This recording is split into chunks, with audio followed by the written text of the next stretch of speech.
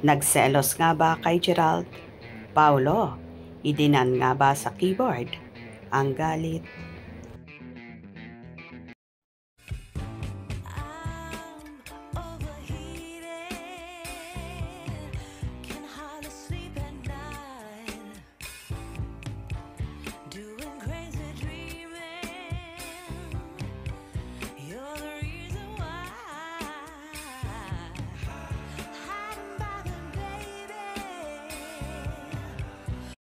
Di na nga matapos-tapos ang mga usapin sa nagdaang Star Magical Christmas na naganap sa Okada, Manila nitong nagdaang November 23, 2025 kung saan tumanggap ng Loyalty Award sina Kim Chiu, Gerald Anderson, Jay Cuenca, Enchong D, Sanjo Marudo, Joe M. Bascon at Samuel B.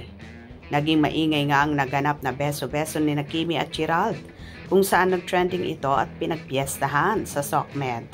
Ayon sa ilan ay iwas na iwas si Kimi, pero no choice siya kundi makipagbeso-beso rin kay Gerald for professionalism, kaya ginawa ng dalaga.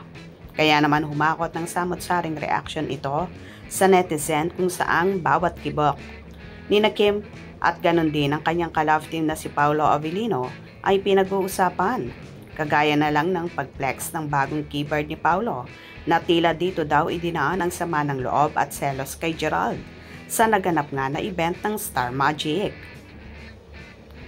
Madiin kasi ang pagkakapindot ni Paolo sa bawat letra ng keyboard kaya naman himanta ng fanay.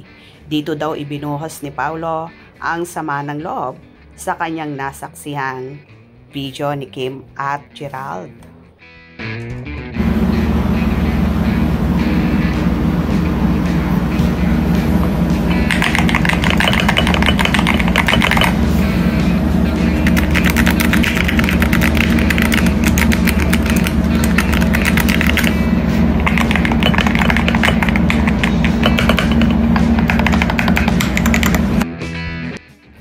Samot-sari naman ang naging interpretasyon dito ng mga fanay. Sabi ni Pew Pao, sa bago na tayo, wag na sa luma. Doon ako sa purple na keyboard. Kaya nga, cute ng pa-purple. May connection na namang mabubuo sa isip. Self-discipline, self-control. Alam mo na, marami pang pumipila. Waiting for cracks. Nurture and value what's best in a relationship. Taking it for granted is once lost. Notice the excess regrets. Wise lesson. Learn from other ills. Wow, sweet naman ni Pao. Maganda ang computer ni Boss Pao, yung purple. Ganda rin ng tunog. Pag-click. The new keyboard is better than the previous one. Ha ha ha ha. Love it. Tila ay dinaan na nga lang ni Paolo ang galit at selo sa bagong keyboard dahil nga sa kanyang nasaksihan na video na kahit pa umiwas si Chinita Princess ay pilit pa ring lumapit si Gerald para magbeso-beso. Pero okay lang yon. For professionalism lang naman ang lahat, Paolo. Huwag kang mag-alala dahil ikaw naman talaga ang love ni Chinita Princess at wala nang second chance para sa mga exes. Hope you enjoyed.